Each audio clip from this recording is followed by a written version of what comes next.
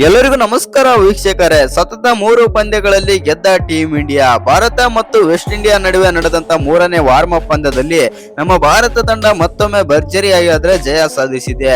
ಇನ್ನು 99% ಸೋಲೋ ಪಂದ್ಯದಲ್ಲಿ ನಮ್ಮ ಭಾರತ ತಂಡ ಗೆದ್ದಿದೆ ಮತ್ತು ವೈಭವ್ ಸೂರ್ಯವಂಶಿ ಅವರು ಈ ಪಂದ್ಯದಲ್ಲಿ 100 ಕೂಡ ಮಿಸ್ ಮಾಡಿಕೊಳ್ತಾರೆ. ಆ ನಂತರ 98 ರನ್ಗೆ ಔಟ್ ಆಗ್ತಾ ಇದ್ದಂತಾನೆ ಬೇಸರದಿಂದ ಹೊರ ನಡೆದು ಹೋಗ್ತಾರೆ ಅಂತ ಹೇಳ್ಬೋದು ವೈಭವ್ ಸೂರ್ಯವಂಶಿ. ಹೇಗಿತ್ತು ನಮ್ಮ ಟೀಂ ಇಂಡಿಯಾದ ಅಬ್ಬರ 3ನೇ ವಾರ್ಮ್ ಅಪ್ ಪಂದ್ಯದಲ್ಲಿ ಅಂತ ತಿಳ್ಕೊಂಬರೋಣ ಬನ್ನಿ. ಅದಕ್ಕಿಂತ ಮುಂಚೆ ನೀವೇನಾದ್ರೂ ಚಾನಲ್ಗೆ ಸಬ್ಸ್ಕ್ರೈಬ್ ಮಾಡ್ಕೊಳ್ಳೋದು ಹಾಗೆ ನೋಡ್ತಿದ್ರೆ ಸಬ್ಸ್ಕ್ರೈಬ್ ಮಾಡ್ಕೊಂಡು ಬೆಲ್ ಐಕನ್ ಅನ್ನ ಆಲ್ ಇಟ್ಕೊಳ್ಳಿ.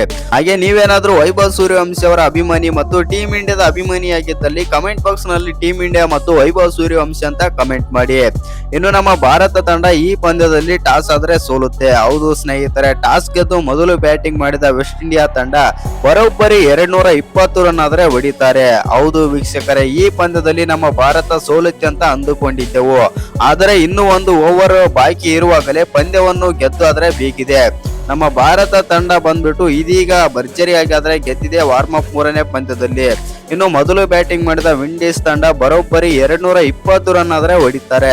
ವೆಸ್ಟ್ ಇಂಡಿಯಾದ ಪರ ಬ್ರಾಂಡಮ್ ಕಿಂಗ್ 40 ರನ್ ಆಡಿ ಔಟ್ ಆದ್ರೆ ಅವರ ಜೊತೆ ಸಾಥ್ ನೀಡಿದಂತಹ ಸಾಯಿ ಓಪ್ ಅವರು 28 ರನ್ ಆದ್ರೆ ಹೊಡಿತಾರೆ.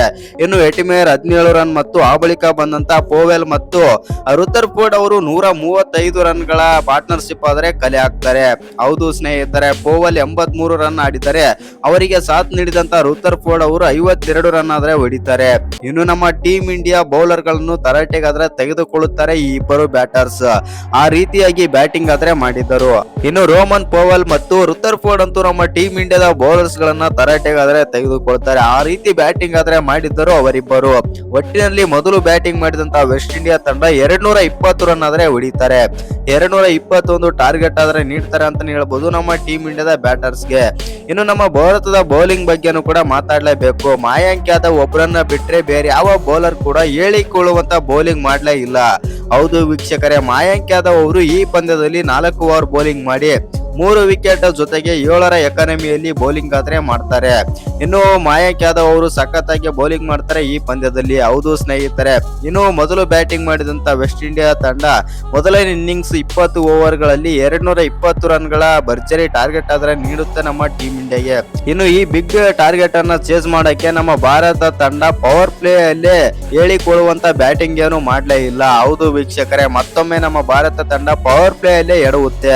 ಓಪನರ್ಸ್ ಆಗಿ ಬಂದಂತ ವೈಭವ್ ಸೂರ್ಯವಂಶಿ ಮತ್ತು ಪ್ರಭ್ಸಿಮ್ರನ್ ಸಿಂಗ್ ಅಷ್ಟೊಂದೇನು ಚೆನ್ನಾಗಿ ಬ್ಯಾಟಿಂಗ್ ಏನು ಮಾಡೋದಿಲ್ಲ. ಹೌದು ವೀಕ್ಷಕರೇ, ಮತ್ತೊಮ್ಮೆ ಪ್ರಭ್ಸಿಮ್ರನ್ ಸಿಂಗ್ ಅವರು ಕೈ ಕೊಡ್ತಾರೆ ಅಂತ ಹೇಳ್ಬೋದು ನಮ್ಮ ಟೀಂ ಇಂಡಿಯಾದ ಓಪನರ್ಸ್ ಆಗಿ ಬಂದು. ಈ ಪಂದ್ಯದಲ್ಲೂ ಕೂಡ 16 ರನ್ ಆಡಿ ಔಟ್ ಆಗ್ತಾರೆ. ಆ ಬಳಿಕ ಬಂದಂತ ಉಪನಾಯಕ ಆದಂತ ಋತುರಾಜ್ ಗಾಯಕ್ವಾಡ್ ಅವರು ಕೂಡ 6 ರನ್ ಆಡಿ ಔಟ್ ಆಗ್ತಾರೆ. ಹೌದು ವೀಕ್ಷಕರೇ, ಮೊದಲನೇ 6 ಓವರ್ಗಳಲ್ಲಿ ನಮ್ಮ ಭಾರತ ತಂಡ 34 ರನ್ಗಳಿಗೆ 2 ವಿಕೆಟ್ ಕಳೆದುಕೊಂಡು ಸಂಕಷ್ಟಕ್ಕಾದರೆ ಸಿಲುಕಿರುತ್ತೆ. ಆ ಬಳಿಕ ಮತ್ತೊಮ್ಮೆ ಒಂದಾದಂತ ನಾಯಕ ತಿಲಕ್ ವರ್ಮಾ ಮತ್ತು ವೈಭವ್ ಸೂರ್ಯವಂಶಿ 60 ರನ್ಗಳ ಪಾರ್ಟ್ನರ್ಶಿಪ್ ಆದ್ರೆ ಕಲೆ ಹಾಕ್ತಾರೆ. ನಂತರ ತಿಲಕ್ ವರ್ಮನು ಕೂಡ ಔಟ್ ಆಗ್ತಾರೆ ಅಂತ ಹೇಳ್ಬೋದು. ಈ ಪಂದ್ಯದಲ್ಲಿ ಬೇಗನೆ ಆದ್ರೆ ಔಟ್ ಆಗ್ತಾರೆ. ಹೌದು ವೀಕ್ಷಕರೇ, ನಾಯಕ ತಿಲಕ್ ವರ್ಮಾ ಅವರು 27 ರನ್ ಆಡಿ ಔಟ್ ಆಗ್ತಾರೆ. ಆ ಬಳಿಕ ಬಂದಂತ ರಿಂಕು ಸಿಂಗ್ ಮತ್ತು ವೈಭವ್ ಸೂರ್ಯವಂಶಿ ಪಂದ್ಯದ ಗತಿಯನ್ನೇ ಬದಲಾಯಿಸಿ ಬಿಡ್ತಾರೆ. ಇನ್ನು ಬರೋಬ್ಬರಿ ರಿಂಕು ಸಿಂಗ್ ಮತ್ತು ವೈಭವ್ ಸೂರ್ಯವಂಶಿ ಇಬ್ಬರು ಕೂಡಿ 165 ರನ್ಗಳ ಪಾರ್ಟ್ನರ್ಶಿಪ್ ಆದ್ರೆ ಕಲೆ ಹಾಕ್ತಾರೆ ಮತ್ತು ಬಾರಿಸಿ ಬಿಡ್ತಾರೆ. ಇನ್ನು ಒಂದು ಹಂತದಲ್ಲಿ ನಮ್ಮ ಭಾರತ ತಂಡ ಈ ಪಂದ್ಯ ಗೆಲ್ಲೋಕೆ ಸಾಧ್ಯ ಇಲ್ಲ ಅನ್ನೋ ಸಂದರ್ಭ ಕೂಡ ಬಂದಿತ್ತು. ಆದ್ರೆ ವೈಭವ್ ಅವರ 98 ರನ್ಗಳ ಕೊಡುಗೆ ಮತ್ತು ರಿಂಕು ಸಿಂಗ್ ಅವರ 67 ರನ್ ಇನ್ನು ಈ ಪಂದ್ಯದಲ್ಲಿ ನಮ್ಮ ಭಾರತ ತಂಡ ಗೆಲ್ಲೋಕೆ ಸಾಧ್ಯನೇ ಇಲ್ಲ ಅನ್ನೋ ಸಿಚುವೇಶನ್ ಮತ್ತು ಸಂದರ್ಭ ಆದ್ರೆ ಎದುರಾಗಿತ್ತು. ಆದ್ರೆ ವೈಭವ್ ಸೂರ್ಯವಂಶಿ ಅವರ 98 ರನ್ ಮತ್ತು ರಿಂಕು ಸಿಂಗ್ ಅವರ ಅಮೋಘ ಅರ್ಧಶತಕದ ನೆರವಿನಿಂದ ನಮ್ಮ ಟೀಂ ಇಂಡಿಯಾ ಈ ಪಂದ್ಯವನ್ನಾದ್ರೆ ಗೆದ್ದಿದೆ. ಹೌದು ಸ್ನೇಹಿತರೆ, ವೈಭವ್ ಸೂರ್ಯವಂಶಿ ಅವರು 98 ರನ್ ಮತ್ತು ರಿಂಕು ಸಿಂಗ್ ಅವರ 67 ರನ್ ಈ ಪಂದ್ಯದಲ್ಲಿ ವೈಭವ್ ಸೂರ್ಯವಂಶಿ ಮತ್ತೊಮ್ಮೆ ಶತಕ ಕೂಡ ಮಿಸ್ ಮಾಡಿಕೊಳ್ತಾರೆ. ಇನ್ನು ವೈಭವ್ ಸೂರ್ಯವಂಶಿ ಈ ಪಂದ್ಯದಲ್ಲಿ 56 ಬಾಲ್ಗಳಲ್ಲಿ 98 ರನ್ ಆದ್ರೆ ಬಾರಿಸುತ್ತಾರೆ. ಈ ಇನ್ನಿಂಗ್ಸ್ ನಲ್ಲಿ 8 6 ಮತ್ತು 7 4ಗಳಾದ್ರೆ ಸೇರಿವೆ. ವೈಭವ್ ಸೂರ್ಯವಂಶಿ ಶತಕ ಮಿಸ್ ಮಾಡಿಕೊಳ್ಳುತ್ತಿದ್ದಂತೆ ಮತ್ತು 98 ರನ್ಗಳಿಗೆ ಔಟ್ ಆಗ್ತಾ ಇದ್ದಂತೆ ಸ್ವಲ್ಪ ಬೇಸರದಿಂದ ಮೈದಾನದ ಹೊರಗಾದ್ರೆ ನಡೆದುಕೊಂಡು ಹೋಗ್ತಾರೆ. ಆದರೆ ಈ ಪಂದ್ಯವನ್ನು ಗೆಲ್ಲಿಸಿ ತನ್ನ ಸಾಮರ್ಥ್ಯ ಏನು ಎಂಬುದನ್ನು ಎಲ್ಲ ಟೀಕಾಕಾರರಿಗೆ ಬ್ಯಾಟ್ ನಿಂದಲೇ ಉತ್ತರ ಕೊಟ್ಟರು. ಇನ್ನು ಈ ಪಂದ್ಯದಲ್ಲಿ ನಮ್ಮ ಭಾರತ ತಂಡ ಗೆಲ್ಲೋದೇ ತುಂಬಾ ಕಷ್ಟಕರವಾದ ವಿಷಯವಾಗಿತ್ತು. ಆದರೆ ವೈಭವ್ ಸೂರ್ಯವಂಶಿ ಇನ್ನು 1 ಓವರ್ ಇರುವಾಗಲೇ ಪಂದ್ಯವನ್ನು ಗೆಲ್ಲಿಸಿ ಕೊಟ್ಟರು. ಹೌದು ವೀಕ್ಷಕರೇ, ಕೊನೆಯವರೆಗೂ ಬ್ಯಾಟಿಂಗ್ ಕೂಡ ಮಾಡ್ತಾರೆ. ಇನ್ನು ವೈಭವ್ ಸೂರ್ಯವಂಶಿ ನಮ್ಮ ಭಾರತ ತಂಡವನ್ನು ಗೆಲುವನ್ನು ಖಚಿತ ಮಾಡಿಕೊಂಡು ಔಟ್ ಆಗ್ತಾರೆ ಅಂತಾನೆ ಹೇಳ್ಬೋದು. ಹೌದು ಸ್ನೇಹಿತರೆ, ಆದರೆ ಕೊನೆಯವರೆಗೂ ಆಡಲು ಸಾಧ್ಯವಾಗಲಿಲ್ಲ ಮತ್ತು ಶತಕ ಕೂಡ ಮಿಸ್ ಮಾಡಿ ಕೊಡ್ತಾರೆ. 98 ರನ್ ಬಾರಿಸಿ ಹೊಸ ಮೈಲುಗಲ್ಲನ್ನೇ ನಿರ್ಮಿಸುತ್ತಾರೆ ವೈಭವ್ ಸೂರ್ಯವಂಶಿ. 98 ರನ್ ಬಾರಿಸಿ ಔಟ್ ಆದ ಬಳಿಕ ಬಂದಂತಹ ಶಿವಮ್ ದುಬೆ ಅವರು 19ನೇ ಓವರ್ನ 4ನೇ ಬಾಲ್ ಅಲ್ಲಿ 6 ಬಾರಿಸಿ ಪಂದ್ಯವನ್ನಾದ್ರೆ ಮುಗಿಸುತ್ತಾರೆ. ಇನ್ನು ಈ 3ನೇ ವಾರ್ಮ್ ಅಪ್ ಪಂದ್ಯದಲ್ಲಿ ವೈಭವ್ ಸೂರ್ಯವಂಶಿ ಪ್ರತಿಯೊಬ್ಬ ಬೌಲರ್ ಅನ್ನು ತರಾಟೆಗಾದ್ರೆ ತೆಗೆದುಕೊಳ್ತಾರೆ ಅಂತ ಹೇಳ್ಬೋದು ವೆಸ್ಟ್ ಇಂಡಿಯನ್ ಬೌಲರ್ ಗಳನ್ನ. ನಮ್ಮ ಭಾರತ ತಂಡ ಮತ್ತೊಮ್ಮೆ T20I ನಲ್ಲಿ ನಾವು ಯಾಕೆ ನಂಬರ್ 1 ಎಂದು ತೋರಿಸಿದ್ದಾರೆ. ಇನ್ನು ಈ ಪಂದ್ಯ ಗೆದ್ದ ಬಳಿಕ ವೆಸ್ಟ್ ಇಂಡಿಯಾದ ದಿಗ್ಗಜ ಬ್ಯಾಟರ್ ಆಗಿರುವಂತಹ ಕೈರನ್ ಪೋಲಾರ್ಡ್ ಅವರು ಬೆಂಕಿ ಸ್ಟೇಟ್ಮೆಂಟ್ ಕೂಡ ನೀಡಿದ್ದಾರೆ. ಹೌದು ಸ್ನೇಹಿತರೆ, ಅಷ್ಟಕ್ಕೂ ಪೋಲಾರ್ಡ್ ಅವರು ಏನೆಲ್ಲ ಹೇಳಿದ್ದಾರೆ ಅಂತ ನೋಡೋಣ ಬನ್ನಿ.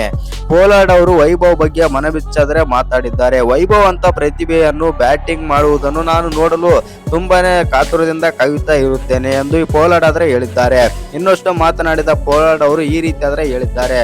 ವೈಭವ್ ಸೂರ್ಯವಂಶಿ ಅವರು ಅದ್ಭುತವಾದ ಆಟಗಾರ ಮತ್ತು ಎಲ್ಲಿಂದ ತರುತ್ತಾರೆ ಅನ್ನೋ ಆಲೋಚನೆ ನನಗೆ ಬರುವುದಿಲ್ಲ, ಏಕೆಂದರೆ ಅವರ ಬ್ಯಾಟ್ ನಲ್ಲಿ ಅಷ್ಟು ಸಾಮರ್ಥ್ಯ ಆದ್ರೆ ಹೊಂದಿದ್ದಾರೆ. ವೈಭವ್ ಸೂರ್ಯವಂಶಿ ಅವರು ಆತನಿಗಿಂತ ವಯಸ್ಸಲ್ಲಿ ದೊಡ್ಡವರು 6 ಹೊಡೆಯಲು ಹರಸಾಹಸ ಆದ್ರೆ ಪಡುತ್ತಾರೆ. ಅಂತದರಲ್ಲಿ ವೈಭವ್ ಸೂರ್ಯವಂಶಿ ಅವರು ಸುಲಭವಾಗಿ ಗ್ರೌಂಡ್ ಆಚೆ ಹೊಡೆಯುತ್ತಾರೆ ಎಂದು ಪೋಲಾರ್ಡ್ ತಮ್ಮ ಮನದಾಳದ ಮಾತುಗಳನ್ನಾದ್ರೆ ಹೇಳಿದ್ದಾರೆ.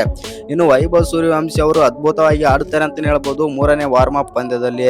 ಇನ್ನು ವೈಭವ್ ಸೂರ್ಯವಂಶಿ ಅಂತ ಆಟಗಾರ ನಮಗೆ ಸಿಕ್ಕೋದು ದೊಡ್ಡ ಪುಣ್ಯ, ಏಕೆಂದರೆ ವೈಭವ್ ಸೂರ್ಯವಂಶಿ ಎಲ್ಲ ದಿಗ್ಗಜ ತಂಡಗಳು ಮತ್ತು ದಿಗ್ಗಜ ಆಟಗಾರರೇ ನಮ್ಮ ಭಾರತದ ಬಗ್ಗೆ ಮಾತನಾಡುವಂತಾದ್ರೆ ಮಾಡಿದ್ದಾರೆ.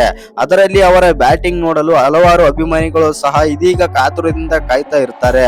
ಇನ್ನು ನೀವೇನಾದ್ರೂ ವೈಭವ್ ಸೂರ್ಯವಂಶಿ ಅವರ ಅಭಿಮಾನಿಯಾಗಿದ್ದಲ್ಲಿ ಈ ವಿಡಿಯೋಗೆ ಒಂದು ಲೈಕ್ ಕೊಟ್ಟು ನಮ್ಮ ಚಾನಲ್ ಅನ್ನ ಸಬ್ಸ್ಕ್ರೈಬ್ ಮಾಡ್ಕೊಳ್ಳಿ. ಹಾಗೆ ಬೆಲ್ ಐಕಾನ್ ಅನ್ನ ಆಲ್ ಇಟ್ಕೊಳ್ಳೋದು ಮರಿಬೇಡಿ. ಇನ್ನು ವೈಭವ್ ಸೂರ್ಯವಂಶಿ ಅವರ ಬಗ್ಗೆ ನಿಮ್ಗೆ ಏನೆಲ್ಲ ಅನ್ಸುತ್ತಂತ ಕಮೆಂಟ್ ಬಾಕ್ಸ್ ನಲ್ಲಿ ಕಮೆಂಟ್ ಮಾಡೋದನ್ನ ಮರಿಬೇಡಿ. ಇನ್ನು ನಮ್ಮ ಭಾರತ ತಂಡ ಈ ಪಂದ್ಯದಲ್ಲಿ ಟಾಸ್ ಆದ್ರೆ ಸೋಲುತ್ತೆ. ಹೌದು ಸ್ನೇಹಿತರೆ, ಟಾಸ್ ಗೆದ್ದು ಮೊದಲು ಬ್ಯಾಟಿಂಗ್ ಮಾಡಿದ ವೆಸ್ಟ್ ಇಂಡಿಯಾ ತಂಡ ಬರೋಬ್ಬರಿ 220 ರನ್ ಆದ್ರೆ ಹೊಡಿತಾರೆ. ಹೌದು ವೀಕ್ಷಕರೇ, ಈ ಪಂದ್ಯದಲ್ಲಿ ನಮ್ಮ ಭಾರತ ಸೋಲುತ್ತೆ ಅಂತ ಅಂದುಕೊಂಡಿದ್ದೆವು. ಆದರೆ ಇನ್ನು 1 ಓವರ್ ಬಾಕಿ ಇರುವಾಗಲೇ ಪಂದ್ಯವನ್ನು ಗೆದ್ದು ಆದ್ರೆ ಬೀಗಿದೆ. ನಮ್ಮ ಭಾರತ ತಂಡ ಬಂದ್ಬಿಟ್ಟು ಇದೀಗ ಭರ್ಜರಿಯಾಗಿ ಆದ್ರೆ ಗೆದ್ದಿದೆ ವಾರ್ಮ್ ಅಪ್ 3ನೇ ಪಂದ್ಯದಲ್ಲಿ. ಇನ್ನು ಮೊದಲು ಬ್ಯಾಟಿಂಗ್ ಮಾಡಿದ ವಿಂಡೀಸ್ ತಂಡ ಬರೋಬ್ಬರಿ 220 ರನ್ ಆದ್ರೆ ಹೊಡಿತಾರೆ. ವೆಸ್ಟ್ ಇಂಡಿಯಾದ ಪರ ಬ್ರಾಂಡಮ್ ಕಿಂಗ್ 40 ರನ್ ಆಡಿ ಔಟ್ ಆದ್ರೆ ಅವರ ಜೊತೆ ಸಾಥ್ ನೀಡಿದಂತ ಸಾಯಿ ಓಪ್ ಅವರು 28 ರನ್ ಆದ್ರೆ ಹೊಡಿತಾರೆ. ಇನ್ನು ಎಟಿಮೇರ್ 17 ರನ್ ಮತ್ತು ಆ ಬಳಿಕ ಬಂದಂತ ಪೋವೆಲ್ ಮತ್ತು ರುಥರ್ಫೋರ್ಡ್ ಅವರು 135 ರನ್ಗಳ ಪಾರ್ಟ್ನರ್ಶಿಪ್ ಆದ್ರೆ ಕಲೆ ಹಾಕ್ತಾರೆ.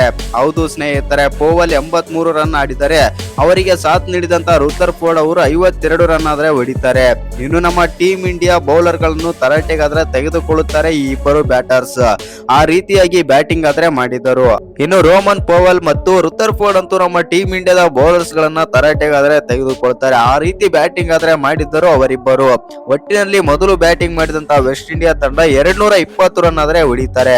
221 ಟಾರ್ಗೆಟ್ ಆದ್ರೆ ನೀಡ್ತಾರೆ ಅಂತ ಹೇಳ್ಬೋದು ನಮ್ಮ ಟೀಮ್ ಇಂಡಿಯಾದ ಬ್ಯಾಟರ್ಸ್ಗೆ. ಇನ್ನು ನಮ್ಮ ಭಾರತದ ಬೌಲಿಂಗ್ ಬಗ್ಗೆನೂ ಕೂಡ ಮಾತಾಡ್ಲೇಬೇಕು. ಮಯಾಂಕ್ ಯಾದವ್ ಒಬ್ಬರನ್ನ ಬಿಟ್ರೆ ಬೇರೆ ಯಾವ ಬೌಲರ್ ಕೂಡ ಹೇಳಿಕೊಳ್ಳುವಂತ ಬೌಲಿಂಗ್ ಮಾಡ್ಲೇ ಇಲ್ಲ. ಹೌದು ವೀಕ್ಷಕರೇ, ಮಯಾಂಕ್ ಯಾದವ್ ಅವರು ಈ ಪಂದ್ಯದಲ್ಲಿ 4 ಓವರ್ ಬೌಲಿಂಗ್ ಮಾಡಿ 3 ವಿಕೆಟ್ ಜೊತೆಗೆ 7ರ ಎಕಾನಮಿಯಲ್ಲಿ ಬೌಲಿಂಗ್ ಆದ್ರೆ ಮಾಡ್ತಾರೆ. ಇನ್ನು ಮಯಾಂಕ್ ಯಾದವ್ ಅವರು ಸಖತ್ತಾಗಿ ಬೌಲಿಂಗ್ ಮಾಡ್ತಾರೆ ಈ ಪಂದ್ಯದಲ್ಲಿ. ಹೌದು ಸ್ನೇಹಿತರೆ, ಇನ್ನು ಮೊದಲು ಬ್ಯಾಟಿಂಗ್ ಮಾಡಿದಂತ ವೆಸ್ಟ್ ಇಂಡಿಯಾ ತಂಡ ಮೊದಲನೇ ಇನ್ನಿಂಗ್ಸ್ 20 ಓವರ್ಗಳಲ್ಲಿ 220 ರನ್ಗಳ ಭರ್ಜರಿ ಟಾರ್ಗೆಟ್ ಆದ್ರೆ ನೀಡುತ್ತೆ ನಮ್ಮ ಟೀಮ್ ಇಂಡಿಯಾಗೆ.